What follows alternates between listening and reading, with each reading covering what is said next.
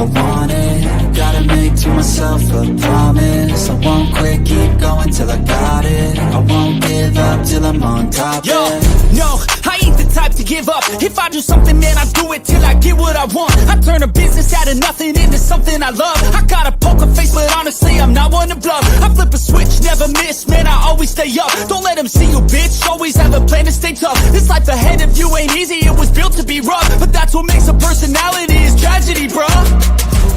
So keep your head on your shoulders. Now we ain't out here moving rocks, we out here moving boulders. Now we ain't getting posterized, we out here making posters, and we ain't got nothing to hide.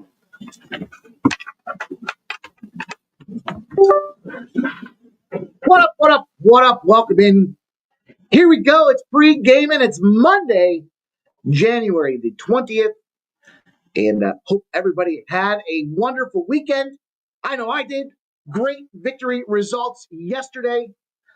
Just trying to get everything back in order today. Bear with me for a moment while I get this thing right. Where'd you go? What's going on here? What is going on here? What is going? There it is. There it is. Ready, set, go. We are ready to go. With a tonight, despite a small card, there's a huge game. Maybe you heard about it. The national championship will be off and firing at 7:30 tonight. I thought that was early. Seemed a little bit earlier than I can recall those games being in the past. It feels real early, as a matter of fact. But Notre Dame and Ohio State will battle, and we will battle the bookies live. The co-stream with Sports Money and Razor Sharp Picks. Got a bunch of fun friends that'll be dropping in tonight to spend some time, have some cocktails, and make some money. So get yourselves ready. This show's going to fly because that one's going to pop off just a minute or so, a couple minutes after 7 o'clock. But look, we got all kinds of action tonight. We've got some big dogs. We've got some parlays. We've got some sharp betting report information, some long shots. I think some things that really do make a lot of sense when we put the pen to paper. So we're going to do just that tonight. It was a late night for your boy here. So I am battling through it and ready to go. Man, it was just fun to watch them Bills fire off the way they did against Lamar. Fun to watch the Eagles do what they did as well. Man, it was just a great weekend. Hopefully you guys cashed the teaser, made some money with us. Sadly, I didn't get my first half under in that Eagles game. You know, I thought that game was going to start with the snow early. And then, that was obviously the kryptonite for a guy like Matty Stafford. I didn't think that team, frankly, was properly prepared at all. I'm going to blame Sean McVay for that. And maybe it's a little bit of Matt Stafford as well. You can't count on Matt Stafford when it's wet. We talked about that. When it's snow or rain, he's 1-9 now. 1-9 against the spread in playoff games. Whereas if it's just windy and cold, 8-0. I think it was 8-0. So, but the performance, the play calling, just didn't look good. Didn't look like a good team. Now, they got dirty. They got chippy. And that's unfortunate because that's not what we wanted to see. Jalen Hurts getting taken down. Saquon Barkley looking like he had a little banged up wrist or forearm action. And a bunch of guys just kind of dropping like flies across both sides of the field. So be interesting to see how those injuries kind of repair themselves. But listen, I was pumped. The script worked out perfect. What we needed was the Commanders to beat the Lions so that next week, the team that just played the Lions is the fade, and that means we back the Eagles. Makes me happy to say that. It's just the right thing to do. Look overall between these two teams. Now, you could argue any one of these offenses that played this weekend that won the games, they didn't have the yards. They got out-yarded, outproduced on the ground and in the air. But they still won. Better players rise to the top. On the other side of things with that Bills game, they hung on. 2-point victory. But hey, it's a victory nonetheless. And it was good money. Good money. Gave that one out on the community tab yesterday. Gave out the teaser, the Bills and Eagles teaser strikes again. Hit the Clippers, -4 at the end of the night.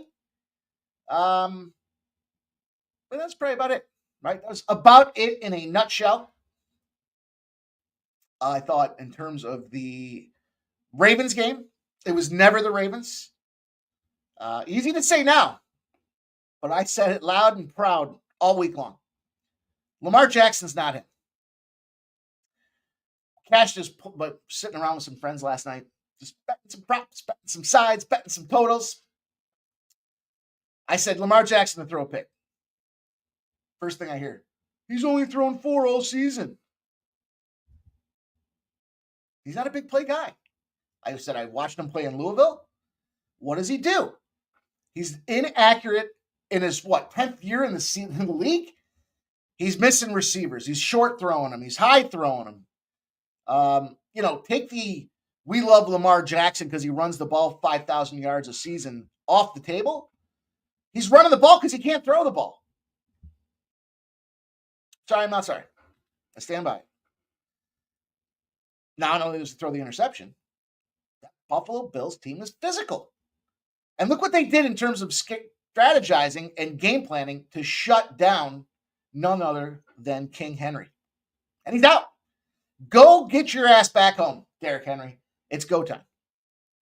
And obviously a lot of fun to catch those bets, see those reactions, see the reality of what we predict. Now, both those games got sweaty at the end. Woo! Matter of fact, they all kind of got sweaty. The only game that wasn't sweaty was the Commanders. Gave that out on Saturday live when we were live betting for the UFC money line. And the reason being it was just heart. It had nothing to do with head. And we talk about the art and the science. That was full art, full artist, if you will, because I needed to see them win so that we can fade them the week after they play the Lions. And that's it. That's how we go. The alternative was the Eagles end up having to play in the NFC Championship game. And then we're going to put ourselves in a position to have to fade the Eagles in the Super Bowl? I don't think so. Stop it. Okay. What else we got going on? What else do we have going on? NHL, I'm sweating right now. Sweating. I've got 4-3. I've got the Seattle Kraken underway. And another spot that I kind of like here, I'm not going to give it out as, I'm just going to lean to it. Here's this Vegas Golden Knights team in regulation. That game is just popping off right now. So there's some NHL action that's out there. And happy to get through last week. That was a battle. Sometimes they're grinders. That was exactly what the case was last week. So I'm fresh. I'm ready to go. And we're going to let the bookies know we're here to get this cash, seek vengeance for last week, and move forward trying to get this cash. No NBA plays for me tonight. It's a fucked NBA schedule. Martin Luther King Day puts afternoon games out there. You know the deal. If you're looking for some action on that Bulls game, you got to look at Voos, but his rebounds, not his threes. His rebounds, over 10.5, is priced around minus 110. If you need to have NBA action, that's what I got for you. I don't personally feel the need to have the NBA action. The NBA has been beating me up a little bit this last 2 weeks. So I'll tell you what. I like the Clippers. I don't like the line. And I think that's screaming now. This coming from 6.5 down to 6. With all this money coming in on the Clippers, that you probably have to consider the Bulls. So no plays for me official there. But you know the deal, guys. It's time to get to work. We got to move fast. You know we got to move quickly. We got a lot of things happening, and this live stream is going to start. Well, I'd say with or without me, but I don't know if that's true. But nonetheless, it's going to be a lot of fun to get together with the boys and enjoy this game. Notre Dame and, of course, Ohio State, the big favorites out there. But you guys know, it's pen and paper time. Before we even get to the getting, let's get the thumbs up out there. How about that?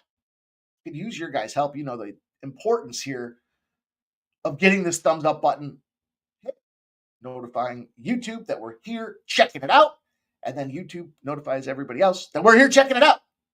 So take the second to smack that thumbs up button, close the chat, hit the thumbs up, pop the chat back open, and we will get to business.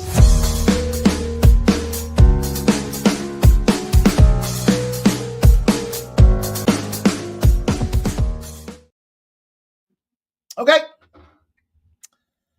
Let's see what's going on in the chat. You guys know the deal. It's important to get your best bets out there. We want to recognize what you guys are looking at and how you're trying to cash tonight as well. And it's important. We have trends. We have angles. You want to write all this stuff down. It's good stuff. The best damn chat in the business assembles here right now. And away we go. We got our guys, Robert McCormick, Stop Geo, Joe Dubs in the house. There's Keith. Says, let's cash these plays. Keith's going to be on with us tonight. Jay Main's in the house. Jay Peasy. Appreciate Jay Peasy. Rocking. Go Emma Navarro. Jay Peasy. I cashed that one overnight. I cashed that overnighter. Nicholas Handy's here. Justin McCalvey says, sports money is money. That's what we want to hear. And Scott. The Skunt Bag play of the day is the Fighting Irish. Plus 9.5 and the under 53.5. And a plus 150 tag. How about that? How about that? Coins in the house. He's giving us his place here. Penn State over 155.5. Notre Dame first half under 23 and under 46. I really like that first half under. We'll talk about that game here shortly. I think that first half under is a really good look. I think that's a really sharp play from our guy Coin. Chris Sellis in the house. Drill, baby, drill, Chris. Got a new head coach in Chicago. He's excited about what's going on for the Bears. Man, how exposed was that NFC North division? You know, it's funny. It's funny. They laughed when I said that the Bears could win the division. That division's soft. That division got exposed. We saw everybody getting knocked out fast. They weren't even competitive. And so now you look at this shit record that the Chicago Bears had. They're the same record in the division as the Green Bay Packers. Maybe one more season and they'll get back to form. Certainly was not the play. They did not win the division. But it wasn't as outlandish as it looked. The call was that division's soft. And they exposed themselves. They certainly showed their charming softness that's going on out there. Chris Sello, though, appreciate you rocking. Tarek B says, what's up, Big Mike? My Commanders against your Philadelphia Steaquans. You're going down. Highly unlikely. Highly unlikely. Highly unlikely. In fact, it's open at 4.5. It's moved to 5.5. Now, the public likes them road dogs. You know they do. You know they do, Tarek. Public loves road dogs. In fact, in this case, 67% of the bets are on the Commanders. But 52% of the cash is coming in on the Eagles. And guess where the book showed concern? It's not the public. This line's gone from minus 4.5 to minus 5.5 in that Commanders-Eagles game. Then we got the Bills. Look, that line's, I said this to my buddy yesterday. I said, everyone's going to be telling you how suspect this Baltimore line is. Doesn't matter. Whichever team wins in a +1 battle, someone's going to be saying that was a suspect line. It wasn't suspect. It was a bait. They wanted you to back Lamar Jackson. They were begging you to take Lamar Jackson because he's a bum. Washington, Louisville, he can't pass. We talked about this. He can get some passing yards because Mark Andrews is a big son of a bitch, and Isaiah Likely's huge, and Zay Flowers, of course. But now you got this Bills line open up at +1.5. 76% of the bets, 85% of the cash. The Bills are 0-4 in the playoffs against the Chiefs. They're home. What was the line they played last time? 3.5? Now it's 1.5? Back-to-back Super Bowl champ Chiefs? That's a suspect one, in my opinion. So anyway, that's an early look there, you guys. A little impromptu. Didn't expect to go down that road, but here we are, nonetheless. Set up the J-Main. Irish King says, early bags. Even told the Ice Boys, Bees minus 1.5 and Minnesota money line. I'm on the Kraken here. And they're 5-3, so we're looking good. We're looking good. Trisha M says, the aura is green again, but keep it up. Brings us luck. Let's go. Might be a processor issue that I'm having at this point. I don't know. Irish King says those interceptions and Andrews drops cost them the game. Yeah. Yes, they certainly did. Chris Ellis says, same here with Caleb. Nobody here watch a freaking USC game. Scott Blaster getting the shout out from Justin McKelvey. TL Garner says, hey, Mikey, we love your channel, not the other one. Oh,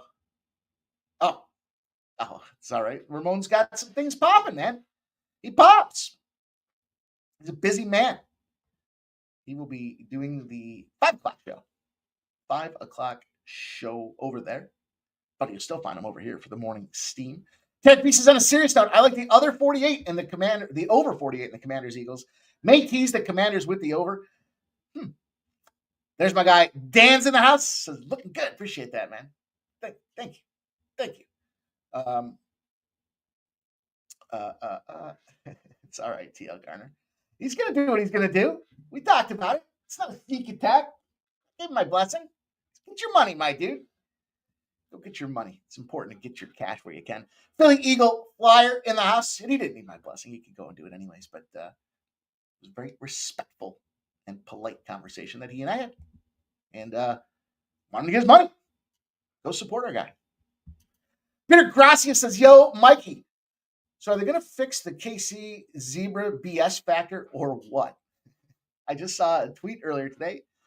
It said the Bills have already gotten a roughing the passer penalty against Patrick Mahomes. Let's go. Philly Eagle Flyers is great hockey day so far. Spenny Bombs is in the house. He's got the college football touchdown bomb parlay. Henderson 2+ touchdowns. Jeremiah Smith, Riley Leonard, and Mitchell Evans at plus 9,500. My man Spenny looks like he's seeing it the way I see it, and that is going to be explosive offenses. Sir Mackey loves pies in the house. Give him the 99-cent super sticker. Appreciate him blessing our action. Rocking with us here tonight, my friend. Thank you very much. Philly Eagle Flyer says Eagles -2.5, Bills plus 7.5. Listen, not going to stop now. Bills Eagles parlay or teaser. I'm sorry. Bills Eagles teaser. Won't stop, can't stop. Can't stop, won't stop. Whatever. Kelly V says over 1 first period Tampa Bay Toronto 1.5. -146 as a part. I think it's open parlay. I think. Okay. Let's go. Let's get the show on the road. Lots to talk about. And of course, you know the deal. We will be live betting the absolute shit out of the card tonight. We're going to pop off Tampa Bay and Toronto. And we got ourselves the respective. I got a bunch of different styles of plays here tonight. For a smaller card, respected action coming in and showing or exposing some potential vulnerability with the books. We've got Tampa Bay going on up to Toronto in what looks like a punt formation. Jonas Johansson, 5-3-1, 3.18 goals against average with a 90.3% save percentage. Team has been getting battered and tattered. In fact, third back-to-back set of games this month. How about that? Just abusive scheduling for this Tampa Bay Lightning team. But they did have the soft start because of the hurricane that delayed their schedule. So let's not feel bad. Let's not feel bad for him. Johansson comes off at 31 of 33 shots. 5-2 win over the Penguins. Not too bad. But Maple Leafs are coming in and rolling. Numero uno is Joseph Woll. He's 16-8 with a 2.68 goals against average and a 90.7% save percentage. Fourth straight start. They're going to the hot hand, and the team is getting hot. As I mentioned, 2 straight wins, 4 straight starts. This guy's ready to go. 32 of 35 saves, 7-3 win over La Habitants, the Montreal Canadiens. 2.68 goals against. These guys are pretty closely vetted from a save percentage perspective, but I think this travel, the customs factor comes into this as well. And the Sharp report came in here, and it was showing all Toronto Maple Leafs. And I like it. I think it's a reasonable price tag for this team that's been battling right now. The benefit of being at home, the benefit of having this Tampa Bay team that's got to be starting to get a little gassy. They got to be gassing out a little bit. We saw what they did last week is they took out Braden Point, and they're starting to shuffle some parts around because they do have to manage the woes of scheduling. I think this team's going to come out flat. I think we see tired legs, from the squad. I think the Lightning, they're 3-1 in their last 4, but body of work. You beat Detroit. All right. Nobody takes Detroit serious in the ice hockey world, except for my man Sub. The Anaheim Ducks. All right. I mean, the Anaheim Ducks are definitely playing better, but there's that Boston loss. They took down the Penguins as well. But good competition. Tampa Bay can't answer the bell right now, and I think that's going to be the challenge that they find themselves with here tonight. And we're all good. You can check my action out at BetStamp. You'll see it all tracked in there. I've got I've got the Toronto Maple Leafs. I took them at a little minus 130 price tag. Little Toronto minus 130. And away we go. We're on our roll here. Let's get this thing moving now. Let's get the pace picked up. Let's lock in. No, Spenny, I'm gonna try to get done a few minutes early so that we can jump on the restream thing there, the link that I sent you, so we can get everybody coordinated and ready to roll. So sit tight, boys. We will get this thing rolling and be ready to crash the bookies party tonight. Game number 2, Double Dipper. Double Dipper. Now, we were selective. We were selective about this spot the other day, and we got some good money out of it. You know what I'm talking about. We went out there and we played a side. Then we went out there and played a parlay. And in this case, the parlay is plus 530. Get it on the screen. We'll keep her moving. And let's talk about this one. Carolina, Columbus. Unconfirmed but likely is Frederik Andersen. Carolina Hurricanes. Now, he's 3-1 on the season with a 1.48 goals against average, 94.1% save percentage. But this should be his first game back after injury. We know he's been dealing with injuries for the past 2 seasons. And you never quite know. What I've noticed this year is you'd have to prove me wrong. Every time a goalie comes back, they got to adjust to that speed and tempo of the game and the timing that goes down with this thing. And they get busted up early. On the other side of things, we got Peter Mrazek going for the Chicago Blackhawks. 9-16-1. But look, is it the hot hand? He's going back for his second straight start. Thing is, it's consistency that he's been struggling with.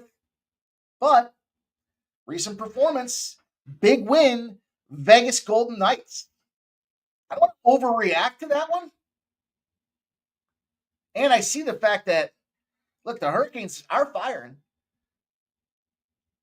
3-1-1 in their last 5 games. But here's the thing. We talked about Andersen being back in here, and is he fully healthy? He should be, I'd imagine. I mean, he got the medical clearance. He had blood clots and shit in his legs, I believe was the issue. Well, not shit in his legs, but blood clots in his legs. And I believe that was the case last year. I don't know how that thing's resurging or what's going on with this guy, but I'll tell you this. We got ourselves in one of those spots where you got to take a little bit more serious. The last time you played the team, was it physical? Physical defined as less than 10 hits. And the answer is yes. The last time these 2 teams played, they had a power play goal. They had less than 10 hits. And they were away winners. What do you do with those teams? Well, they're 20-12. That is Carolina.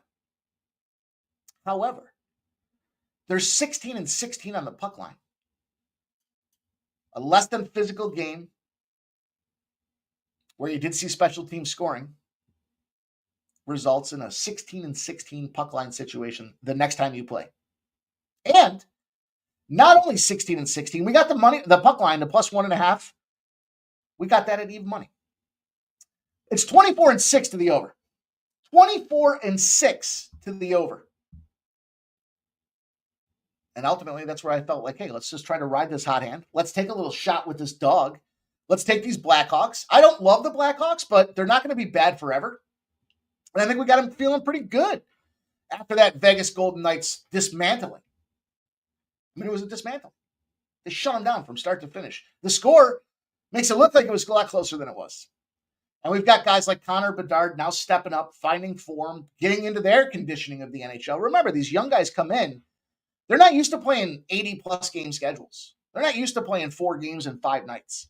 It takes them a little bit of time to acclimate and climatize to the rigors of the NHL. And this might just be that opportunity here with a 16-16 puck line and even money. Hell yeah, we'll take the puck line. And then we'll fire off there and try to bang this thing out for a big 6.5 unit gainer if we can get this thing through the finish line. I don't love Chicago. Not going to pretend to be a Blackhawks fan. I just love the spot. You know, we cashed on the similar situation a week ago. And I'm going to run back. So let's go. Let's go. Shout out to Chris Sellis says Hawks plus 1.5. Irish King says nice. St. Louis 1-0. I saw that. Solid. Philly Eagle Flyer agrees with me. Always fade goalies off of the injury. I agree. We've seen it how many times? How many times? I think every single time we've seen it this season. I'm pretty dialed in with telling you guys what's going on with these players coming in and being off of relief and give them another game and then we'll play on them. And I've noticed that with these goaltenders just in that tracking system. When we talk about the goalie coming, it's usually what happens is it's the next game that he starts going, he just came back from injury and he shit the bed. That's usually what we're talking about on a regular basis here. But that being said, like I said, it's not for the faint of heart. Split it up, play it however you want. Maybe you just want to go take the money line. Maybe you want to take the money line at plus 250. I mean, the money line, you know, it's a 20-12 spot for the Carolina Hurricanes. It's not gushing and glowing with endorsement for the Chicago team, other than I just think this is the art component of art and science, right? The numbers will tell you one thing. Then you got to kind of look at this your eyeballs and try to figure out how you want to attack. And that's how we want to attack. So let's attack. Bite into these bookies. Let's kick some ass. Pissed off after last week. And we're going to go into this one. The Jets in the Utah Yeti.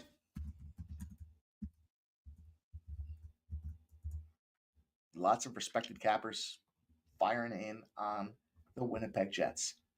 It's Connor Hellebuyck. Likely, not officially confirmed. And the Jets just got a 3-game winning streak busted up. They lost to the Flames 3-1. They're trying to bounce back. Can they bounce back? And Hellebuyck, 17 of 18 shots saved his last game. 2-1 win over the Seattle Kraken. I'm laughing because it's like, really? But Winnipeg's an under team. They do a lot of good traffic in front of the net with defenders blocking pucks and not letting them get to the exposed goaltenders. And Connor Hellebuyck certainly will be the front runner for the Vezina Trophy winner. Utah. 4-2 win over St. Louis. And at home. No travel for these boys. 19-19 on the season. It's pretty flat. We saw them come out early hot. It was the good boy treatment. Good boy. Good boy. That's what they heard at home. Fans like to hear them. They got excited. They were getting a little love. And they fell into the middle of the season conundrum. And they're starting to bounce back. They've had a shit ton of home games. Shit ton of them. I think they're on their 6th straight home game. And Connor Ingram, back from injury. How's he done? 1-1. Only allowed 4 goals on 56 shots. The Jets clearly, though, points galore. 4-1-1 in their last 6 games. So they're battle tested right now. They're on their first road game in almost a month. They had the benefits of home ice advantage against the likes of LA. They lost 2-1. They shut them out. Vancouver. We uncircled Vancouver for that spot. Then we had Seattle. 2-1 win there against Seattle, as I mentioned, with Ingram being the goaltender. 3-1 loss against the Calgary Flames did bust up that 3-game winning streak. Sharp bettors on it. I agree with it. It's a great price tag for us. Going to go with the Yeti at plus 154. I know David and Goliath here. They're going to have to slay this mighty dragon. But I think we follow that blood trail into the woods and we come home with some dinner here with this Yeti spot. Some big dogs in the NHL today. I really like taking the swings on these ones here. I thought we have a really good opportunity to make some good cash here with the assortment of plays that we have laid out there. So, yeah, we'll go Toronto Maple Leafs. We'll take the favorite there. But we're dogging. We're dog hunting here the rest of the night. And that's how we're going to roll into college basketball. Irish King said that's a massive bag. man, there's some good money to be made here, I think, in this NHL tonight. You know, and it's not just dogging for the sake of dogging. I don't know if that's what you're referencing or not, but I like these spots with these players. Just kind of knowing the history of these teams and how they've been performing as of late, I think we've got some great buy high or buy low spots. I just messed that up. I don't know how I messed that up. I say it a lot. Buy low, sell high. Of course. Why would you want to buy high and sell low? It's not a fire sale. It's not a fire sale. Okay. We're going to move quickly through this college basketball assortment here because we've got Mississippi. I'm sorry, what do we got first? Arkansas Pine Bluff and Bethune Cookman. 89% of the bets and 90% of the cash. Look at that. Arkansas Pine Bluff opened up as 15.5-point road dogs. All this cash is pouring in. Public loves their road dogs. And it's gone down to 12s. There's some 12.5s out there as well, but 12s predominantly across the board. It's the total that I want to focus in on here. These teams are obviously, we laugh. These are bad teams, right? Although Bethune has demonstrated a clear advantage in the conference at 3-1, 6-11 record on the season. But look at that Arkansas Pine Bluff. They stink. And the deal is, big spreads go under. They've done it consistently. We have 57% of the bets and 57% of the cash on the total in this game. And we look around the board, and what do we see? Well, we see more sharp betting coming in. We see the consensus was jumping in there, just a little bit of a differential in the favor of the under. Furthermore, both teams just came off an over. It's Bethune Cookman, though. Think about this. Big spread means they're going to probably blow the doors off the other team. And so you want to obviously be on the situation with the under for the team that's going to blow the doors off. They've come off an over against Mississippi Valley, who we'll talk about in a minute. 83-58, but the key is the 58. When they play bad teams, and it's their conference, so they're stuck with bad teams. 55 against Florida A&M. 59 allowed against Grambling. 69 at Southern before coming back home and taking the 58, letting up 58 on Mississippi Valley. That's the team that we want to get in the driver's seat with. We want to get on this under with Bethune Cookman. And they got a nice little streak going. 13 straight games. Under 146 points when they're playing non-ranked opponents. So that big favorite with the under trend, and we're selling high. Got it right that time. And this number that I was able to peg on this thing was 154.5. So we're going to go with Bethune Cookman. We're going to take that under 154.5.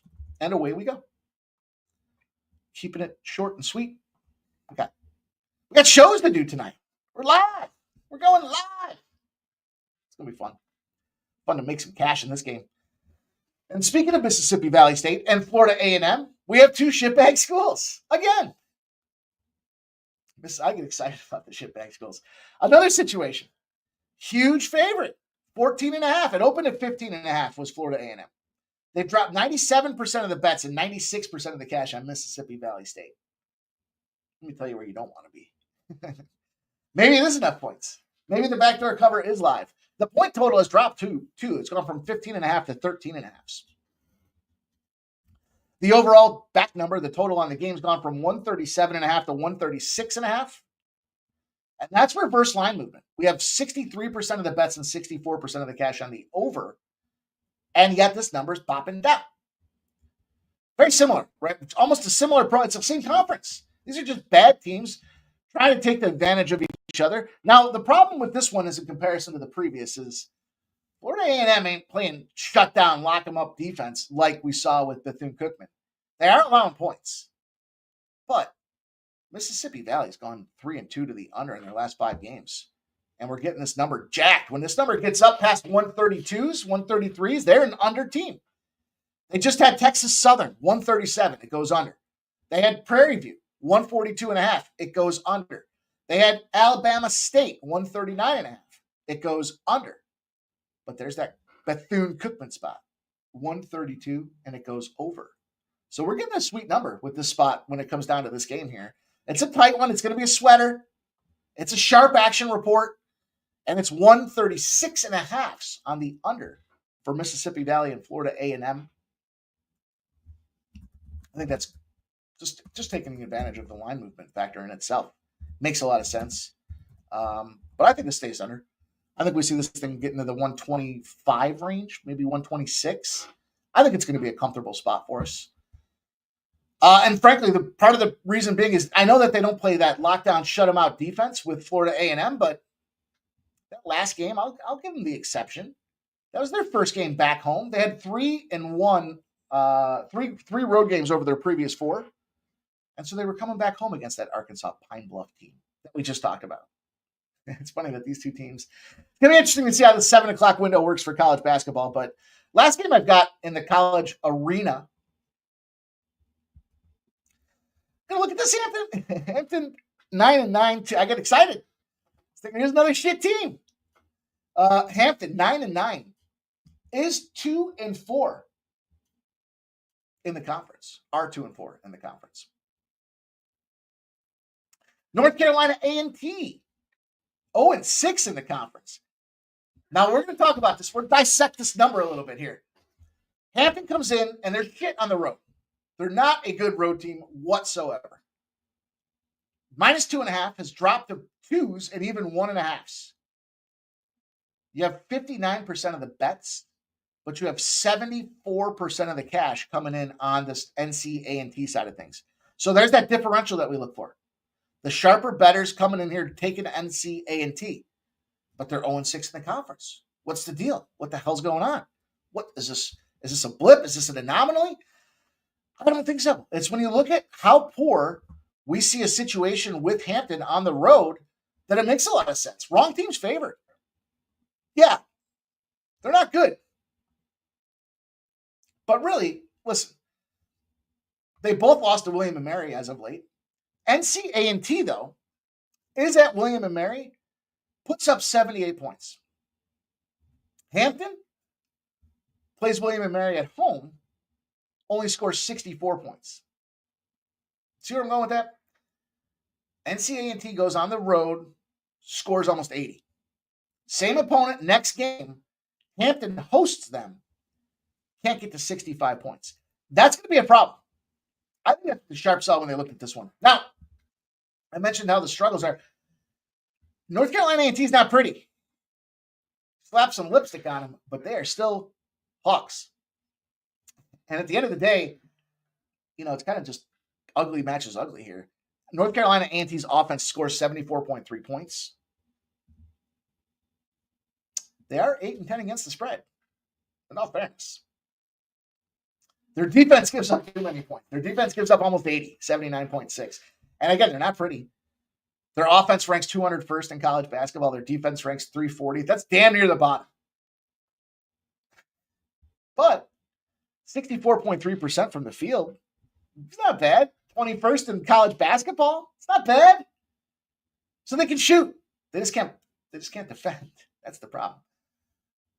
And I don't know that it's going to matter because we just see that this Hampton team doesn't score points, or at least not as many. They were down in that William & Mary game at halftime. They really couldn't do much. Now, the thing is, they are kind of a three-headed horse, if you will, or a three-headed monster, I guess, that can go out there and put double-digit points up. But they're not high double-digit points. These guys are like 10-point scorers. So they can spread it around a little bit. I just don't think they're going to be able to travel on the road and show this defense. I think that's going to be the issue here. Their point differential is like 22 points, I believe. No, I'm sorry. Let me take that back. 12.5 points to the negative of North Carolina A&T. And so all of that being said, you got this better team at 9-9 rolling into a shitbag team that can't cover or that can't win games. And we've got reverse line movement and this line coming down. Red flag alert if you're looking to jump in on this Hampton Pirate side of things. That should be your red flag. 4-15, we've nailed these spots as we've been looking at them across the college landscape. And there's no reason to change it here. We'll take North Carolina A&T. Yeah, I think the wrong team's favored. I think you got to look at the math. You got to do the calculation and try to figure it out. 2.5 was -120 for me. +2.5 for North Carolina A&T at -120. There's a variety of numbers across the board. There's 1.5, there's 2s, there's 2.5s. It's a later game, so they're not entirely locked in yet from the number perspective, but that's a 9 p.m. start. So we're going to jump in. We're going to take the points, though. The points. Because I'm getting 2.5, and you guys know the nickel game. Every half a point's a nickel. 2.5 points should be 25 cents. We're getting it for $1.20. Right?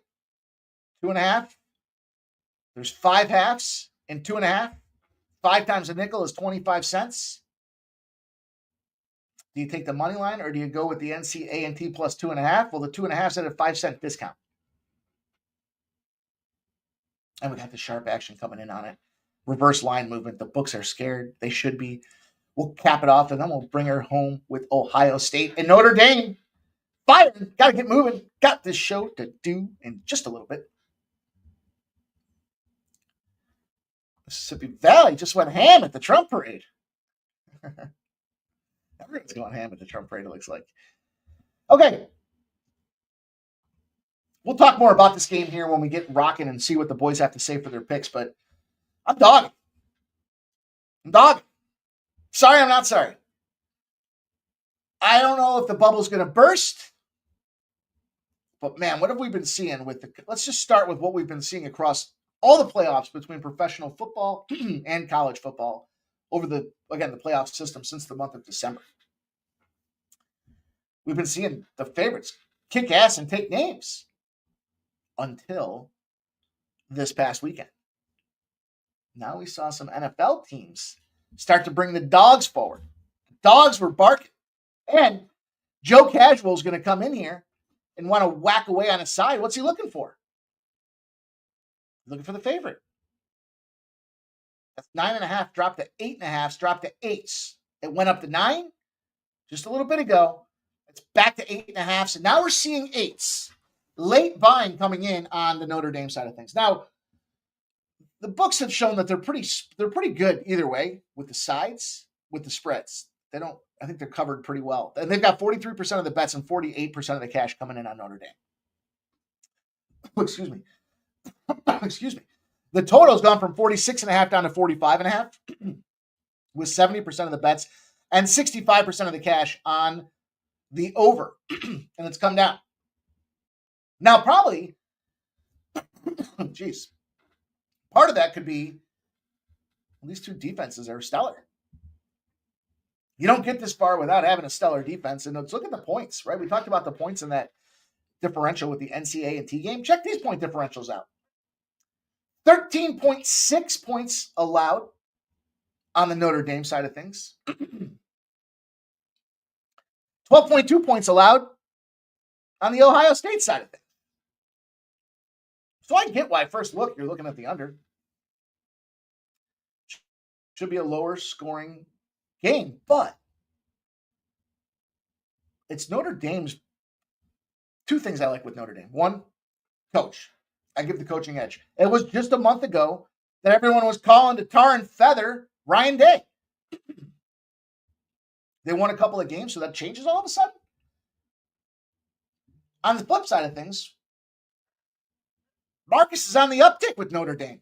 He's restored some tradition in Notre Dame, the belief factor in Notre Dame.